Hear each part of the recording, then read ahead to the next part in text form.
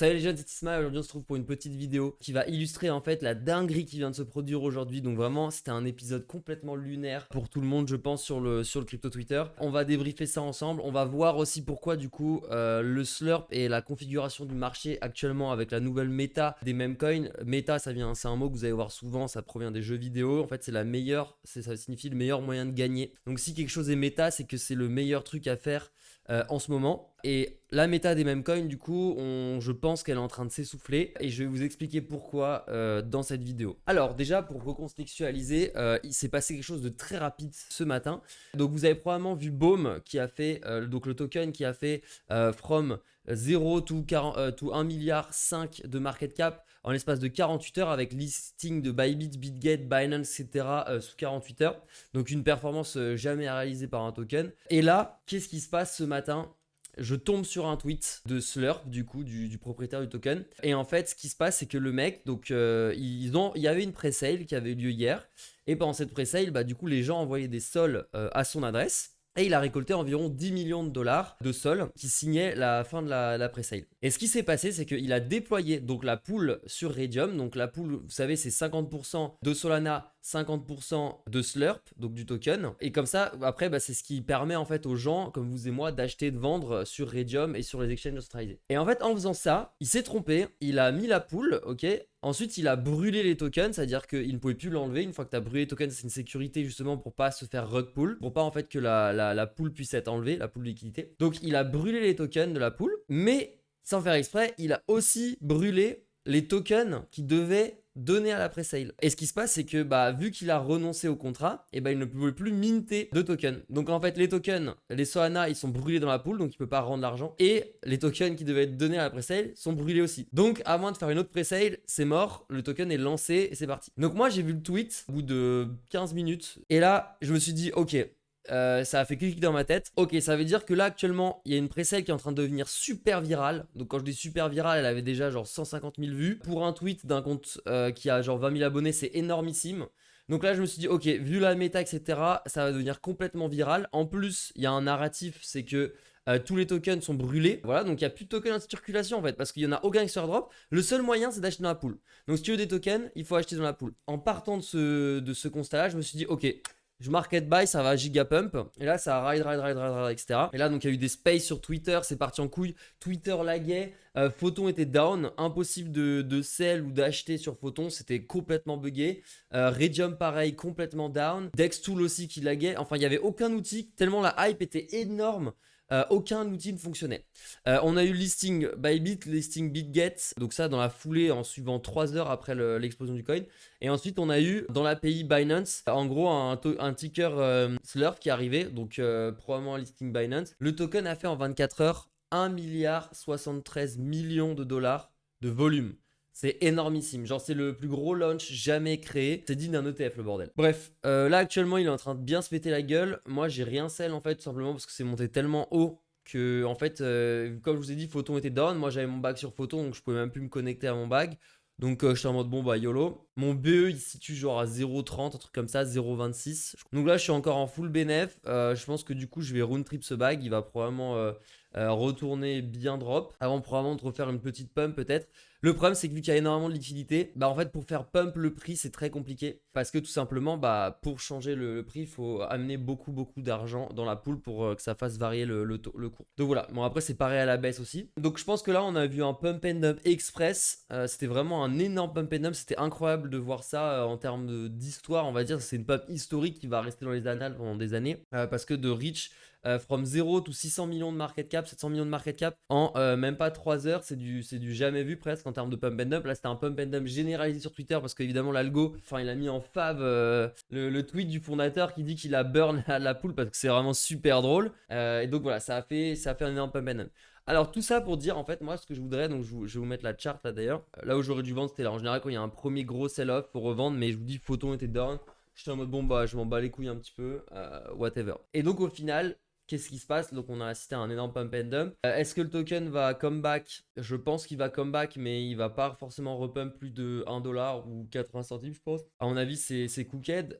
Pourquoi il a pump aussi vite? C'est parce qu'il a eu beaucoup d'attention. L'attention, elle va drop. Le narratif n'est plus vraiment là de la pump parce qu'il n'y a pas de, il n'y a pas de pre-sale. Donc le narratif est plus trop là parce qu'on a vu que ça a dump quand même. Donc à partir de là, les gens ils disent bon bah terminé. Et en fait, c'est là qui est important, c'est ça qui est important de comprendre, c'est que là, tous les tokens actuellement en crypto-monnaie sont des patates chaudes, sont des grosses patates chaudes. Là, on joue tous à des chaises musicales en fait. Le but, ça va juste de pas être le dernier à hold the bag. Ces chaises musicales, en fait, elles sont par catégorie. C'est-à-dire que là, on est sur la catégorie meme coin. Donc en fait, s'il y a un meme coin qui explose, vu qu'on arrive dans une phase de marché assez avancée, comme vous le voyez, il y a des gens qui balancent des dizaines de millions de dollars dans des pré-sales chez des mecs qui ont à peine ouvert Twitter. Là, je peux vous dire qu'on est sur un stade de marché extrêmement avancé. Là, on est sur du gros dégène bien virulent, ce qui en général commence à marquer un top local dans un écosystème. Ok. Moi, je me méfierais. Pourquoi en fait, tout simplement, ce top local se crée? C'est parce que les gens au début, ils sont early, commencent à faire de la thune. Après, ça a fait du bruit parce que les gens ont fait de la thune. Du coup, d'autres gens viennent pour essayer de faire de la thune comme les premiers. Sauf qu'au final, au bout d'un moment, s'il n'y a plus de nouveaux entrants, bah, c'est un Ponzi littéralement. S'il n'y a pas de nouveaux entrants, bah, le Ponzi, il va perdre en visibilité parce que du coup, les gens commencent à perdre de l'argent et plus à en gagner. Donc, la visibilité accordée à ça et le temps accordé à ça commence à diminuer. Et ensuite, s'il y a une bonne user base, par exemple WIF, le token, le même coin WIF, il aurait pu mourir dès le début.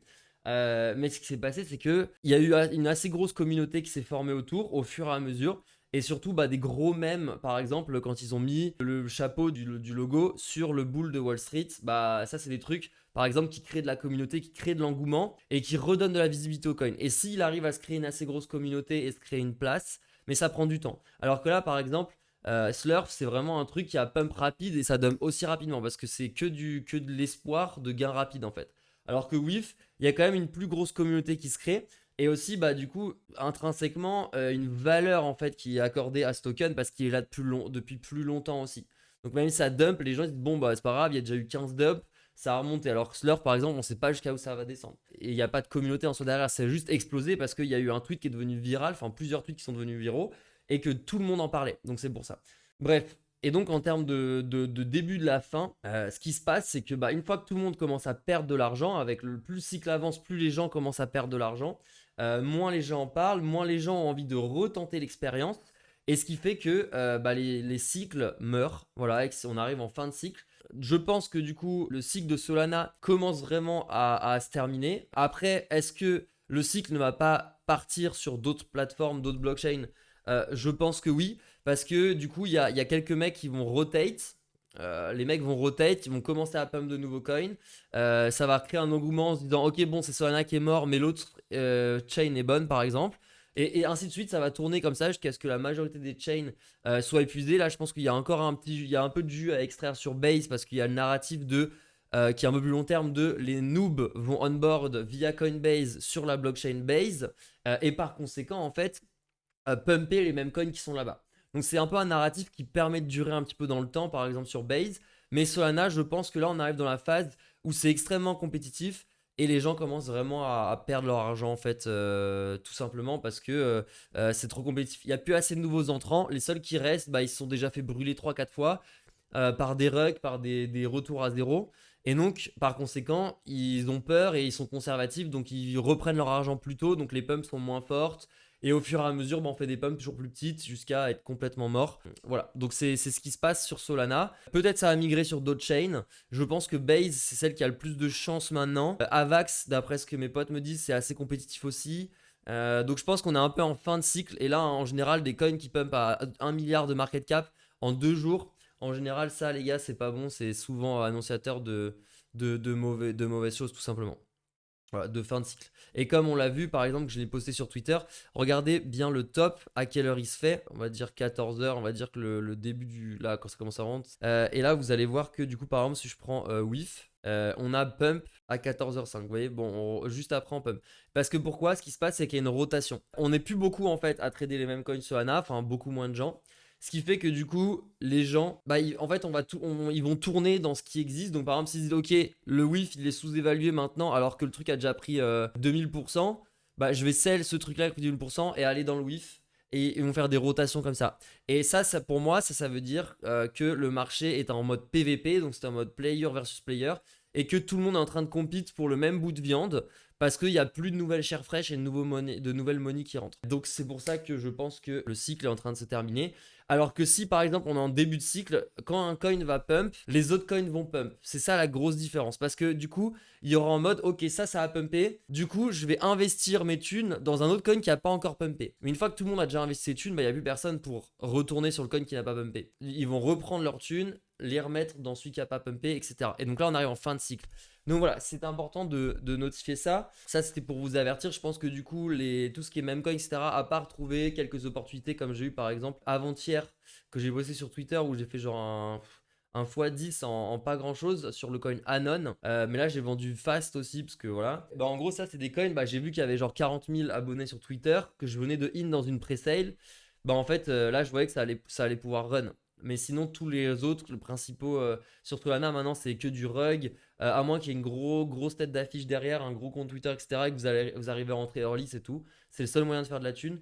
Donc voilà, faites attention. J'espère que ça vous a plu. En tout cas, pour ce qui est du cycle maintenant, je pense que l'argent va se reconcentrer dans les fonctions vitales, donc dans les gros coins. Ça peut potentiellement indiquer un top local aussi sur Solana, etc. Ça veut dire qu'il y a moins d'argent au final qui est en train de rentrer dans Solana aussi. Donc ça peut faire probablement un top local. Je colle pas le top du marché ou quoi, les gars, hein, qu'on soit bien d'accord. Mais ça peut être un top pour, je sais pas, quelques jours, quelques semaines ou quelques heures. Mais en général, ça indique une recapitalisation dans les grosses et souvent une take profit parce que ça veut dire qu'il n'y a plus personne qui permet de pump en fait l'écosystème. Donc faites attention. Moi perso, mes spot bags, je vais peut-être les optimiser en vendant un petit peu du coup de sol, l'en racheter. Et j'en ai vendu avant-hier parce que je pensais justement que la pump de Baume c'était effectivement une annonce un petit peu de top local sur Solana. Donc j'ai celle à 196. J'ai vu que BTC était strong. On était sur le bottom, donc ça allait probablement bounce.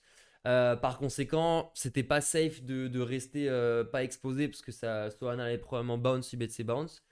Donc j'ai décidé de rebuy à 183 mon bag. Donc ça me fait un petit scalp de 7%, un truc comme ça. Donc une petite optimisation. À voir si je réoptimise. N'hésitez pas à me suivre du coup sur Twitter, sur YouTube. Voilà, on go with the flow comme on dit. J'espère du coup que cette petite explication sur une rotation dans les sous-cycles, parce que du coup il y a des cycles, il y aura les mêmes coins, il y aura le GameFi, il y aura plein de sous-cycles en fait dans un gros cycle crypto en général. Le cycle AI, etc. Et donc chaque cycle a un petit peu son timing. Donc j'espère que cette explication vous a permis d'y voir plus clair sur comment analyser la fin d'un cycle, voilà, ou comment le début, etc. Sur ce, à très bientôt. Ciao.